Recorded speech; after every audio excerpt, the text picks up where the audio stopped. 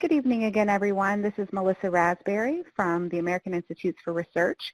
We are the managers and facilitators of the CS4 Teachers community, and we're so glad that you are here to join us this evening.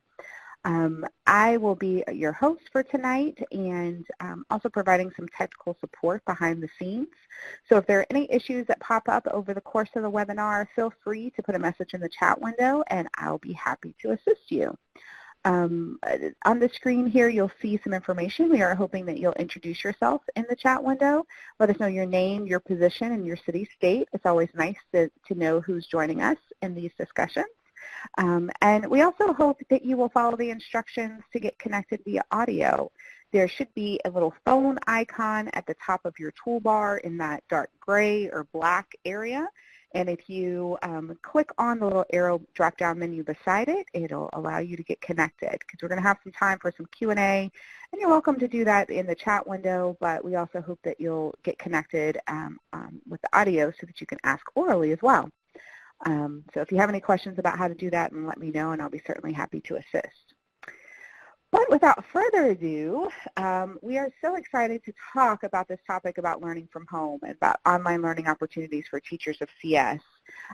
It's been some time ago, but I started my career as a third grade teacher, and I know just how difficult it is to balance the heavy duties that you all have in your classrooms, to do all the things that you have to do to support your students. And even though we may want to do so many things in terms of extending our learning and grow as a professional, that can occasionally be hard to do, especially if you're trying to figure out how to get across town, or maybe you don't have a program that's close to you that's really meeting the needs that you want. And so it's just exciting to know that there are some virtual opportunities out there that will allow you to improve your knowledge and skills from the comfort of your home and your pajamas.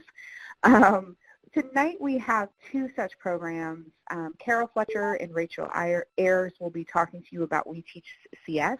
Carol helps to lead that work, and Rachel has actually been through it and experienced it, and so she can provide the practitioner perspective. And then we have Jennifer Rosado and Neil Plotnick from the College of St. Scholastica and their National Center for Computer Science Education. Again, Jen helps to manage and organize things, and Neil has been a participant himself. These are just two of many options.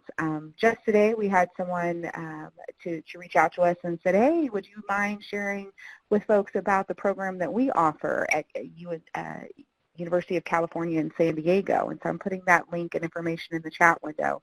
But I just wanted to say, these are just two of many. There certainly are lots of choices that's out there, but we wanted to kind of highlight a couple for you to have a chance to learn a little bit more about that.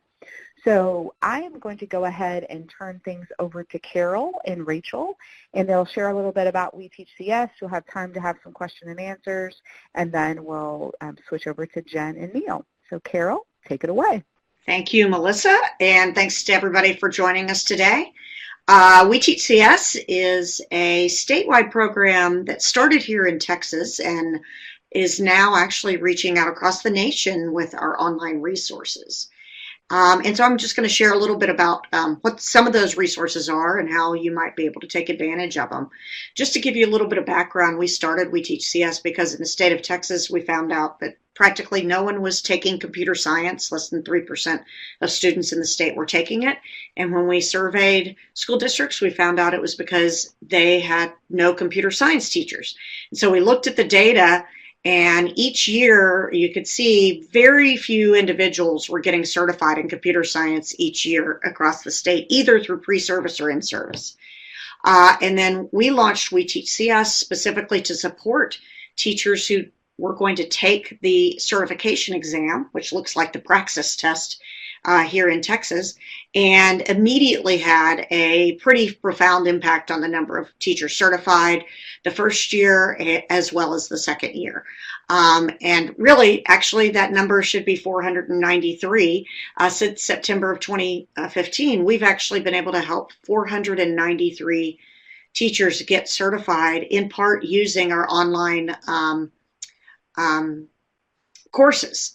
And so I was going to share with you a little bit about those courses. The first course is called the Foundations of Computer Science for Teachers, Texas Prep course. all of the information I'm sharing with you today, you can go to the link that's here on the website, or if you just go Google WeTeachCS or go to WeTeachCS.org and look for online courses, it will take you there. So the Foundations of Computer Science for Teachers is really a overview of all of the kind of major content topics that a new computer science teacher should be well versed in.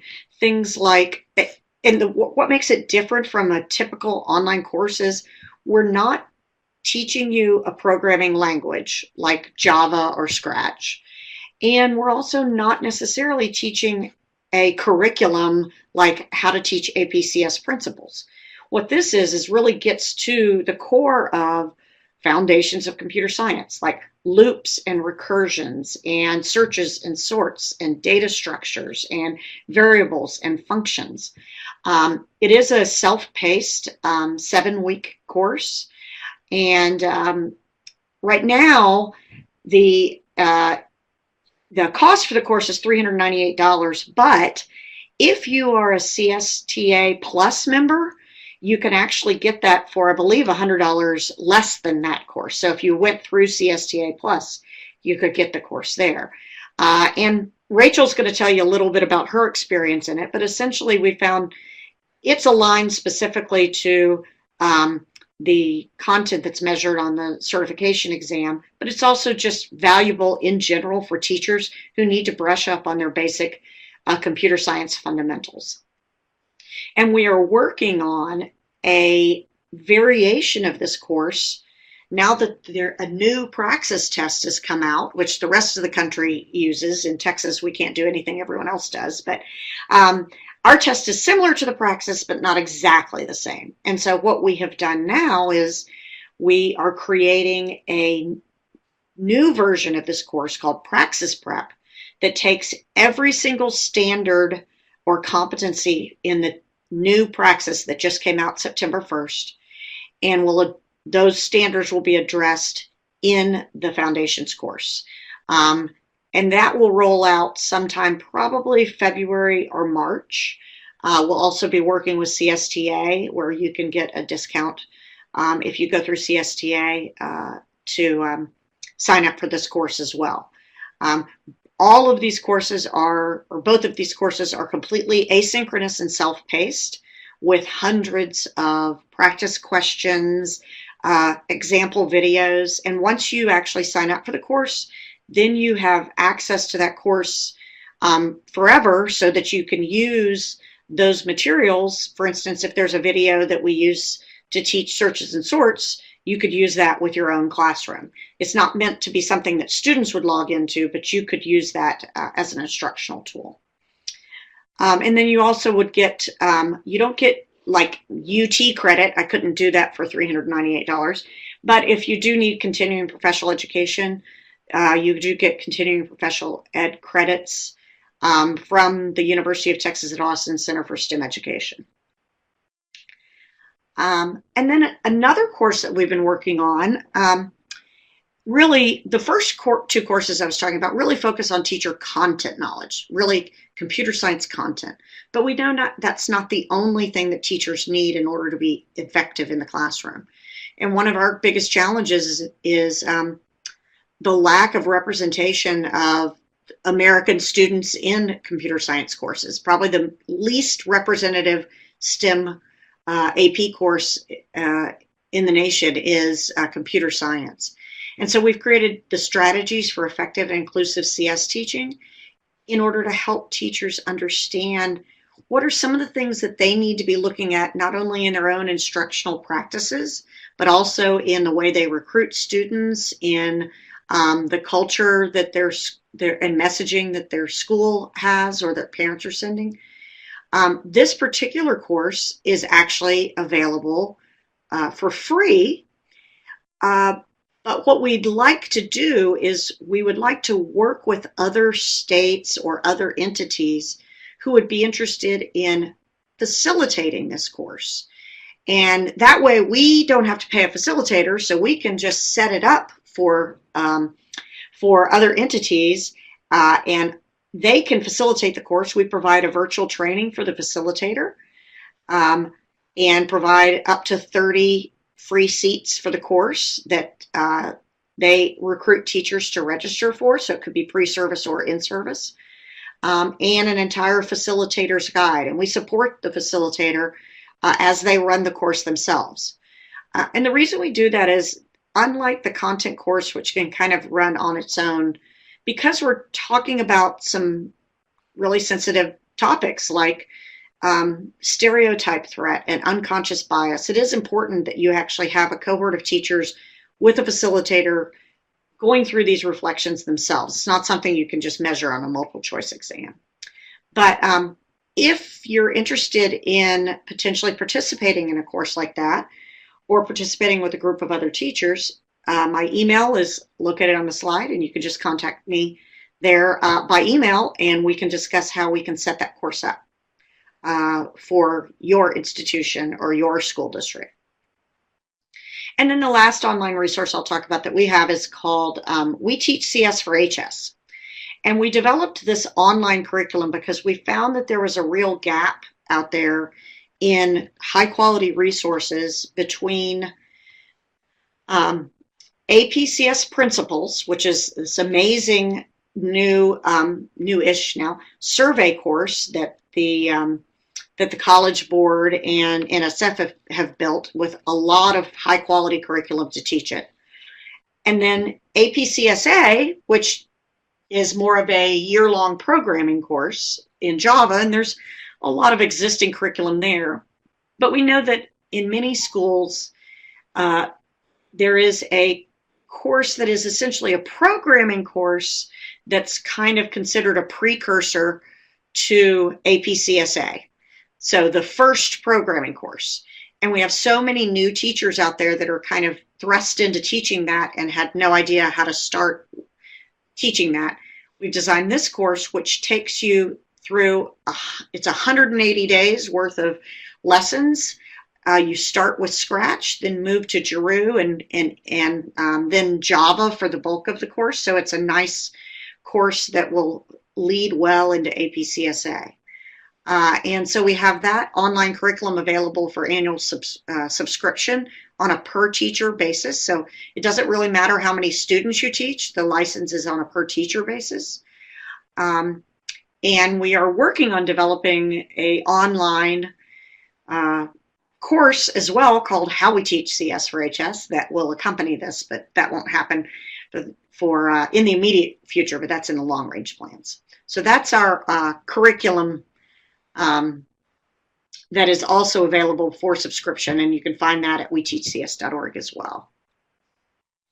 And I think now maybe Rachel was going to talk a little bit about her experiences with our foundations course and getting certified. Thank you, Carol. So my name is Rachel Ayers, and I was able to take the WeTeachCS Foundations course as part of the Region 20 cohort out of San Antonio, and I was so blessed to be able to take that course. I teach middle school math, and I used to teach STEM, but now it is morphed into a Project Lead the Way class. And I needed computer science or high school certification in order to teach that course. And through the We Teach for CS course, I was able to gain the information that I needed in order to pass the test. So I'm one of those 493 newly certified teachers. So I feel good to be able to do that. So it is a 7-week online course, and I took longer to take it than the 7 weeks. But that's because I really liked that I could go at my own pace. John Owen's videos were refreshingly short and to the point, and he has some really great, very well-structured data information in there. I found the course not to be very overwhelming. It was broken into manageable bits. You know, I'm a full-time teacher, a full-time mom, and so a lot of times I was up at, 10, 11 o'clock at night working on the course, trying to learn, and it wasn't overwhelming at any one time. You can use the videos and go back and refresh if there's been a little bit of a gap. If you had to leave it and come back to it, you could rewatch the videos and retake some of those quizzes. the weekly quizzes, and I found that very helpful as a teacher taking that course. What I noticed is because I had gotten into STEM mostly to help service my students, and I never had a formal background in computer science, I had a smattering of information from a lot of different sources. So we were using Lego robots, and we had coded with the TI calculators using TI Basic. I use Raspberry Pis in my code club, and we have a Raspberry Pi lab. So I had I'd use Scratch and things like that. I had a very little bit of knowledge on a lot of different platforms, but I really didn't have any of the formal education that you would hope to have as a CS teacher.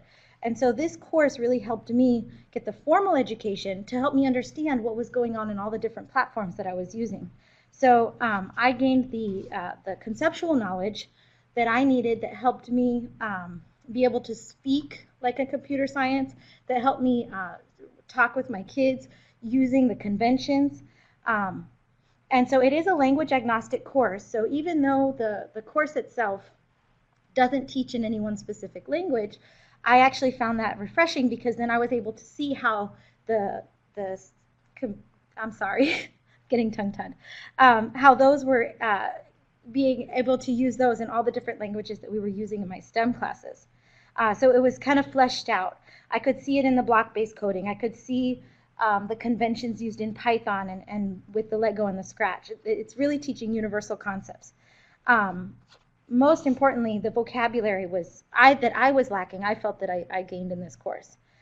So now I can discuss coding professionally with proper terminology, and I can use, I also learned the evolution of current computer science practices, and I can see how it has morphed and changed to accommodate the needs of improved technology.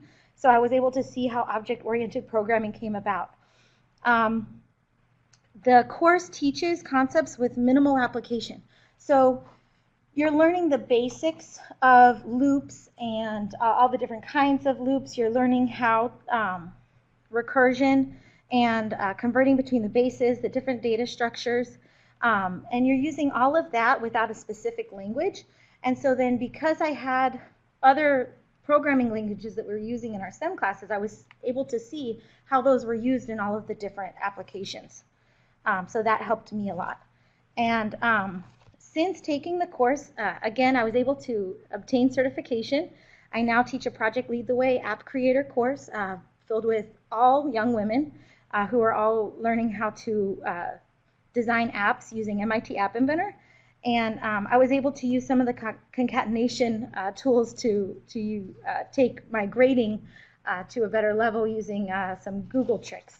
And I was able to use some of those computer science principles in order to improve my own daily life and what I'm doing.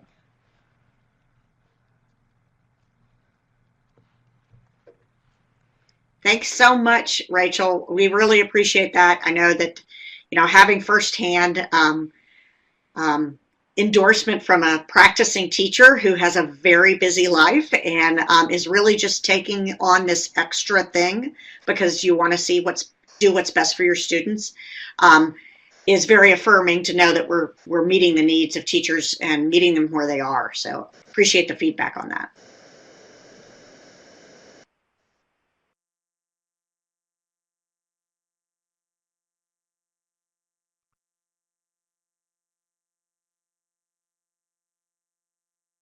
And Melissa, were you going to facilitate any Q&A or?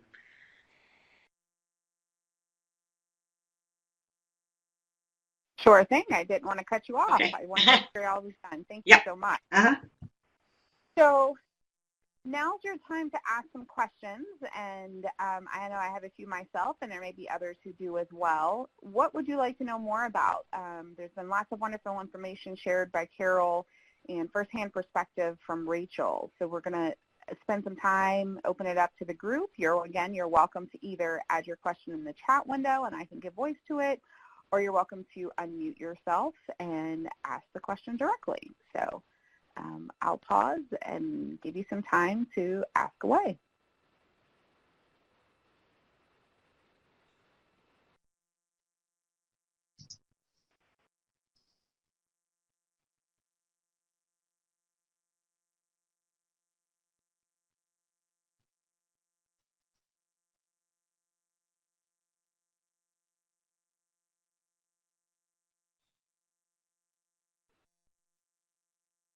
Looks like we have our first question in the chat box coming from Sherry Holloway.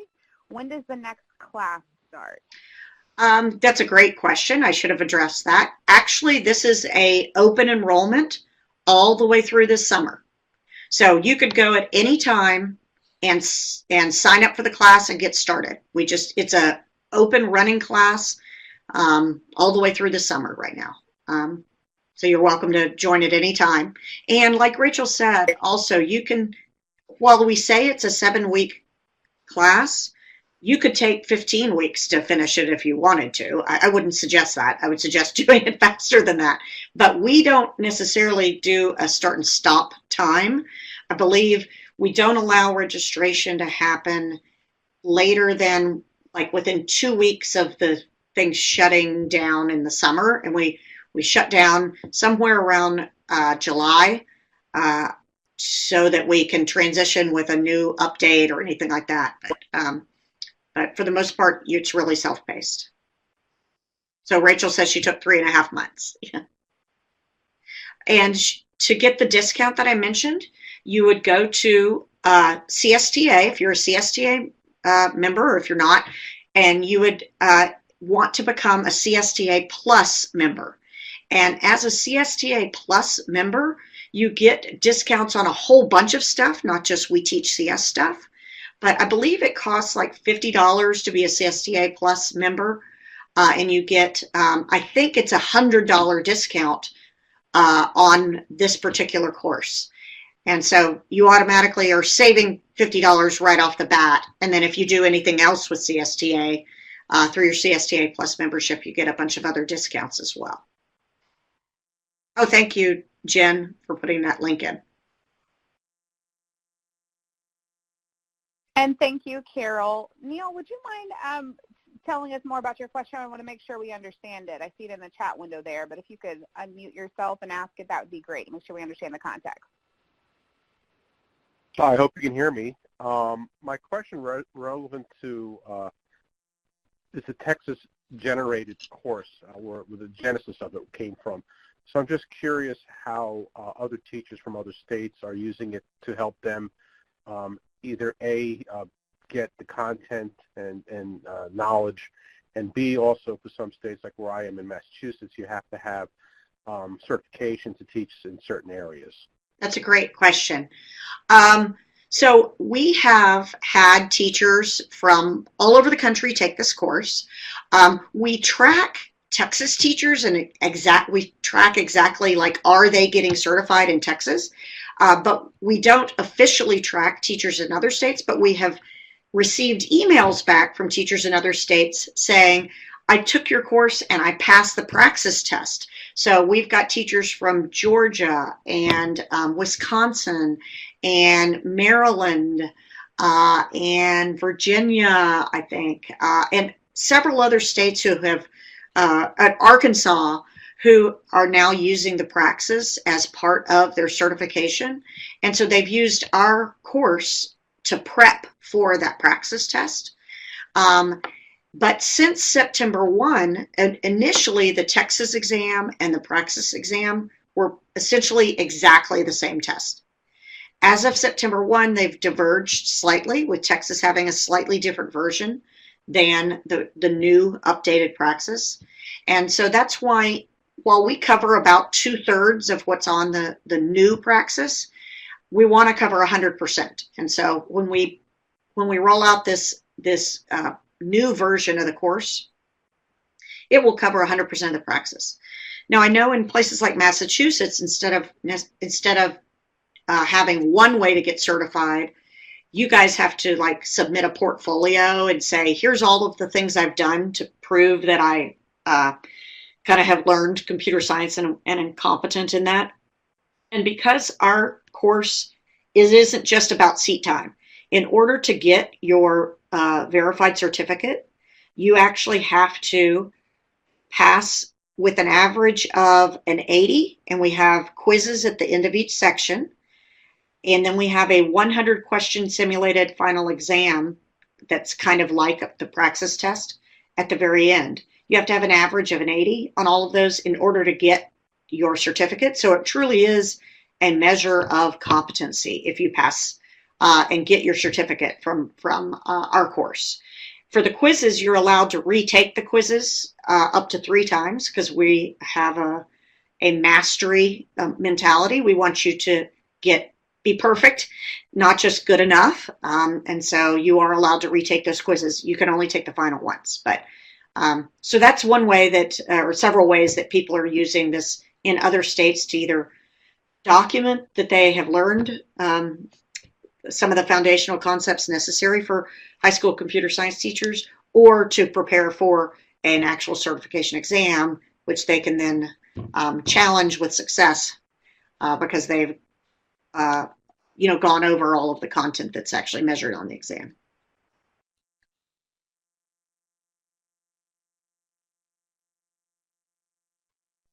Super helpful, Carol. We have a question in the chat also from Alan about, he says he's been through UTeach and WeTeach course. Is this the same thing? Yes, if you did the WeTeach CS online course, the Foundations of Computer Science for Teachers, the Texas Prep, it is the same thing. The Praxis Prep will be slightly different. That's the one that's coming out in February or March, but same structure, I would say. Then the Strategies for Effective and Inclusive Computer Science Teaching, that is a different course that focuses on equity in the classroom. And what teachers do in that course is they actually are given assignments where they go out and try things out in their classroom and then come back and reflect with the group about how it worked or didn't work, or what they learned from that experience, all focused on really deeper understanding of equitable practices that will ensure success of a broad range of students in their CS classrooms.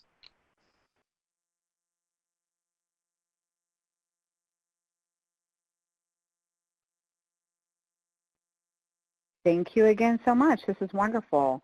For time purposes, I'm going to go ahead and turn things over to Jen to make sure that she has plenty of time to go through the information that she's planning to share. And then if there are other questions, then you can simply place them in the chat window, and I'm sure that either Carol or Rachel would be happy to respond there. So Jen, I'm going to go ahead and turn things over to you.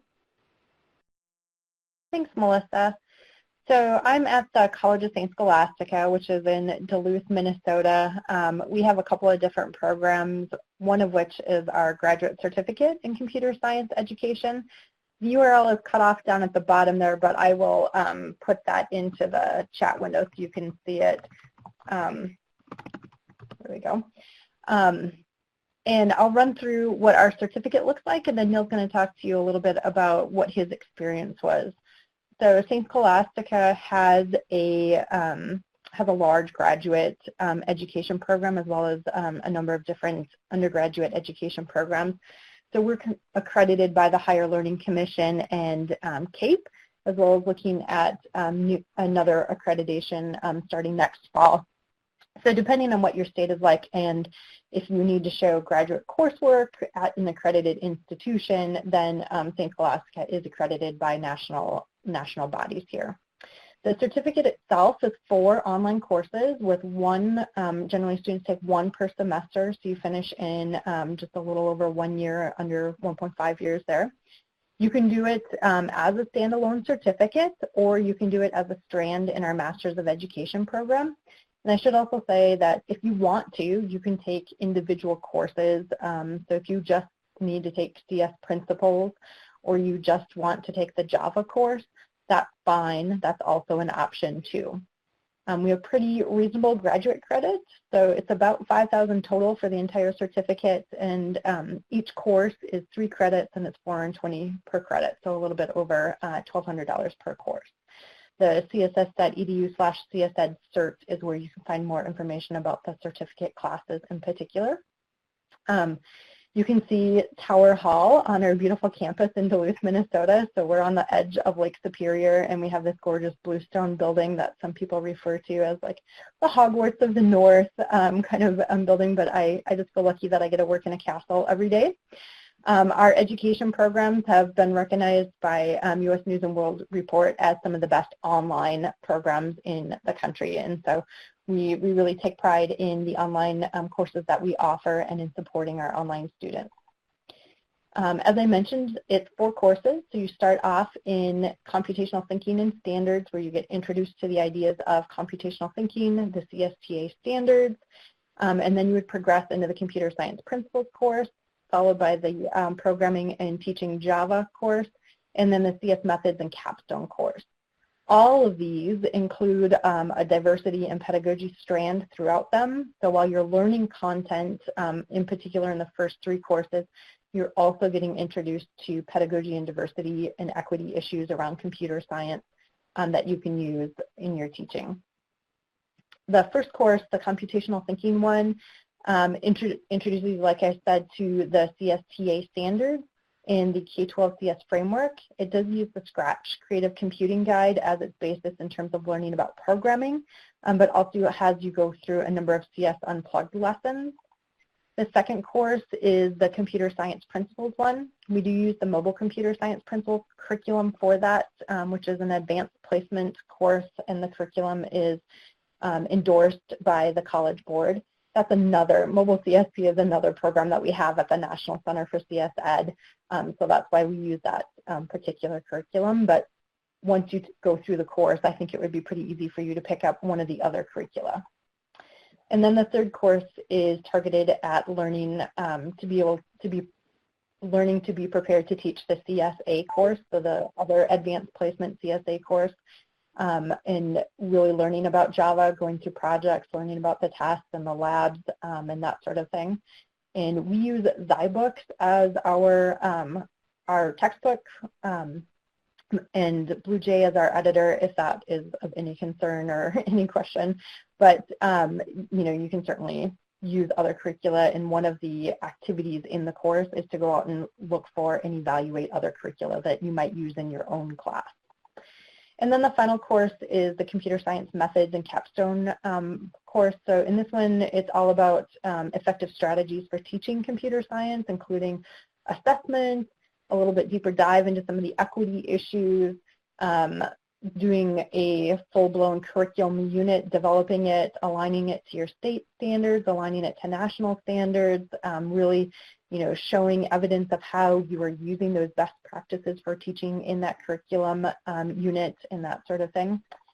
And then just to give you a flavor of what our online courses look like, so depending on the semester that you're taking a course, so we'll have a fall semester that's 16 weeks, a spring semester that's 16 weeks, and then our summer semester is 8 weeks long, so it's condensed over the summer. And you can choose to start the certificate program in either spring or summer. So you can still apply and you can still be accepted for our mid-January start, right around January 14th. Otherwise, you can start in the summer. Either of those work. Each course is broken down into 8 lessons or modules, and each lesson then will have a set of objectives and a checklist for you to follow. The courses generally have about 5 to maybe 12, 15 students each semester in them, and you'll have an instructor that will work with your group. All of you will go through the same set of material each week, so the goal would be not that you have to be doing the same thing every day, as in like a synchronous course where you are sitting in the classroom working with a group of students face-to-face, but more that you have this week or 2 weeks to get the activities done, and during that time you would be completing some readings, maybe some activities like programming in Scratch or an app inventor. You would also be posting to a text-based discussion forum. You might be attending some webinars where you get to ask questions and interact with your instructor, or maybe listen to a guest speaker. And then you'll have some assignments and projects due. So I've given you a snippet or a screenshot of one of the lessons from our CS Methods course, so you can kind of have an idea of what that lesson checklist looks like and the amount of work that would be in one particular lesson. So those are the big points for the certificate, but I'll turn it over to Neil, and then Neil and I are happy to answer more questions about that. So thank you. That was a pretty good introduction to what it was like. I'd like to talk more about what it was like to be a student. It's 4 graduate level courses, so it's not a minor undertaking. There was a commitment of time, which I was happy to make. And it really, I had worked with Scratch. I had been done some ECS curriculum in my school and had done some CSP, but it was nice to get the full introduction to Scratch. And as you go through each class, it's not just the programming aspect of it, it's also the other issues that you come up with and understanding how switches work. In other words, not Ethernet switches, but I mean switches inside a computer. So we look at the diagramming of circuits with AND and ORs and really get a low-level kind of appreciation for what's going on inside a computer. As a student, I think as Melissa said earlier, it's nice that your classroom is your bedroom or your spare room, and your pajamas are your uniform. So that was kind of a nice feel to it. And you don't feel disconnected. A lot of the lessons you do on your own time, but there is a lot of time that you're looking to work with other people in your cohort of students in the course. For example, in the CSP, doing the mobile CSP, I was paired with another student, and we worked on a program together, which is essentially what you'd be doing as a CSP student, where you have to be collaborating with someone in your class to do some code. So we actually developed an application for a Special Olympics bowling team.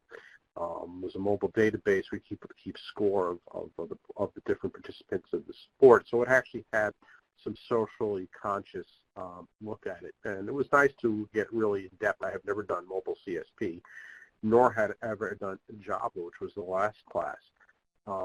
We would get together online with groups of students on a regular basis, and we were pretty flexible about it. The professors were always available to answer questions via email. It was usually not a problem. One of the professors was very nice. We had some questions about how to use BlueJ for debugging our software. So after we had one of our normal discussions, he went through setting up the debugging for us. That was sort of a nice to have that kind of hands-on type of training. For my own interest, I was looking to obtain a license in Massachusetts, and said earlier, there's a lot of different ways of doing this in Massachusetts. One is to show that you've covered the content in graduate courses. Another is to show that you've taught the content, and a combination of those things with a letter saying that, yeah, you're good to go. So it was through that method of showing that I had taken the courses and showing that I had covered the 12 content strands that Massachusetts demanded, and I was able to demonstrate through my coursework that I had met that requirement, and I was actually just granted my license last week. Another benefit to me was that my pay raise was tied into how many graduate credits I had obtained, and I was able to get a step raise from this 12 credits got me to the next bump in pay. So there is, as she said, a $5,000 cost, but over the next 2 or 3 years on the pay, I will make that money back. And it's also, I guess, tax deductible. I would just add on to Neil's comment about the certification. We work with teachers in a number of different states, but if you're wanting to use the courses to help demonstrate that you meet the licensure requirements in your state, we're happy to do that. Like, I've worked with teachers in Idaho to get courses approved. I've worked with teachers in California, in New Jersey, Massachusetts, etc. So we're more than happy to fill up the paperwork and get that started, or sign off on paperwork, as I think was Neil's case there. So. One thing I would like to add was it was nice working with other teachers. We had people in different discipline areas. A woman who was an art teacher from out west, people from other parts of the country, and they all brought their own unique interests and their own unique experiences of teaching CS. And there was like a very collaborative kind of atmosphere where people had developed lesson plans and other materials that they were sharing with each other. So it wasn't, you weren't just buried into the curriculum that St. Scholastica was giving you. Everybody had a lot of freedom and flexibility to share their own level of interest and bring some of their own experiences to the rest of the people in the class.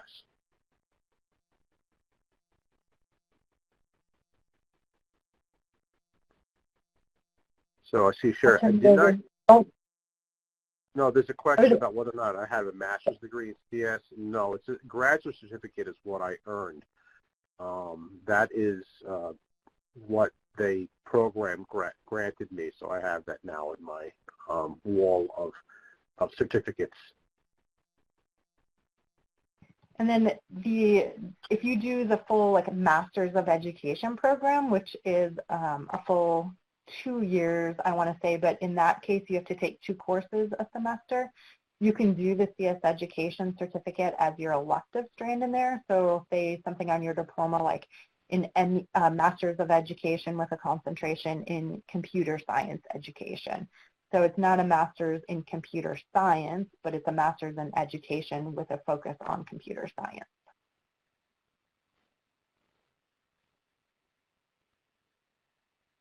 Thank you, Jen and Neil. That also was super duper helpful. For others, are there questions that you have for these folks about the programs that they offer at the College of St. Scholastica?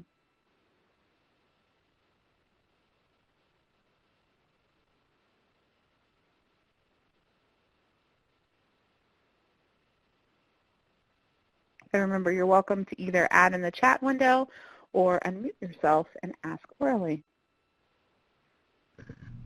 You mentioned that if you took the courses at St. Scholastica that it's not a master's in computer science, but that you could add it as a concentration in your master's coursework.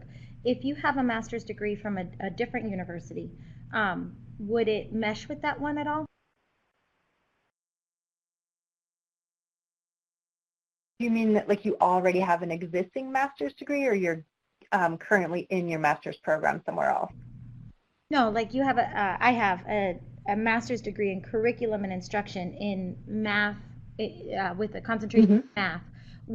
If I were to take the course that you have at St. Scholastica, would I also have could it add to it and say that you also have a concentration as well in computer? Yeah.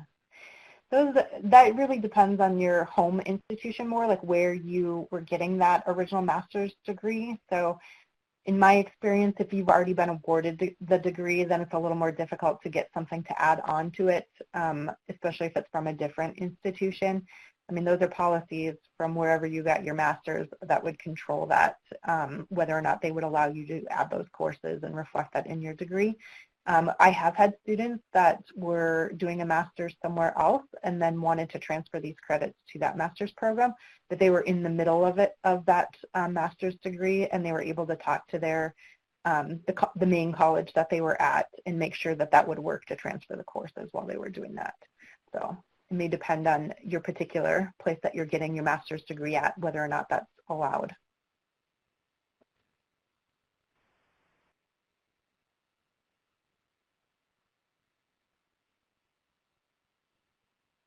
Great, thank you. And it looks like Sherry also would love a link in there to the program at St. Scholastica. So if you could add that, that would be terrific.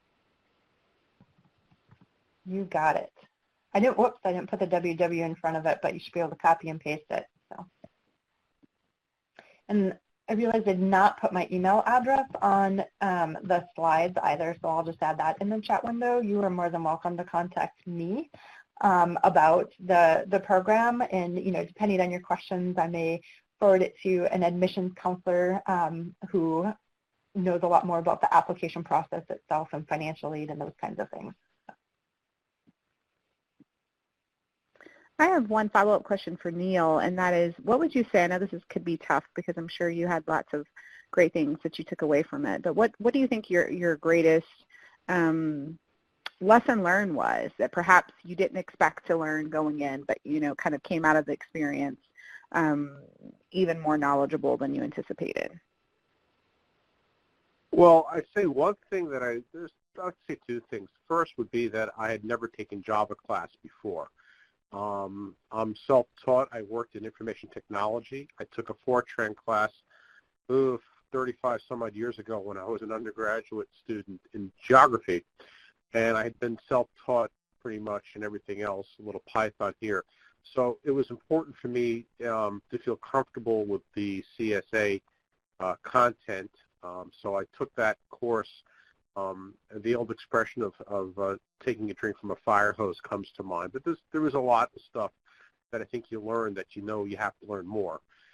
But like I said earlier, the best takeaway was actually interacting with other teachers. There was a lot of one thing we had to do during the course in Java was we each had to review two different resources, two different books that we could use for teaching. And so that was a way of each of us grabbing of different, we had different books.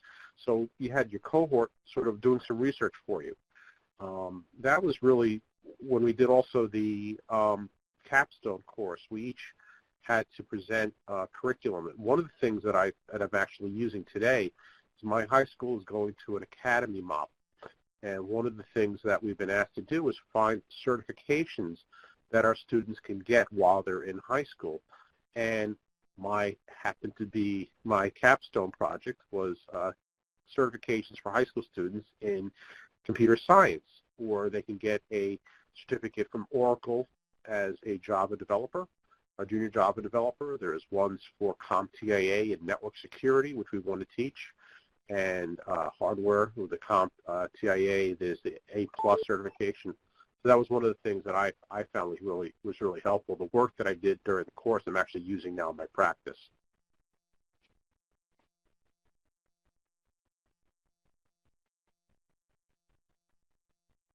Thank you. And I think what resonated the most of what you said, Neil, was just how much interaction you had with the instructors.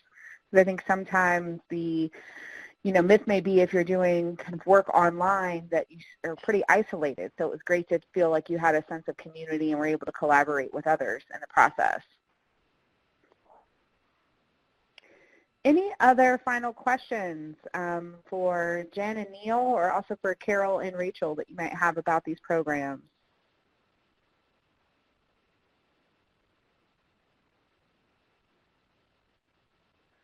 Great question there from Kat about WeTeachCS. So Carol? Okay, for WeTeachCS, what minimal tech requirements are needed for the course? Can I access the platform when I travel overseas? Yes, the course is hosted in Canvas. So as long as you have internet access, then you have access to the course. There's nothing else that you need. We actually had, when we first launched the course in edX, half of the people who were taking it were from outside of the United States. Oh, wow. Wonderful.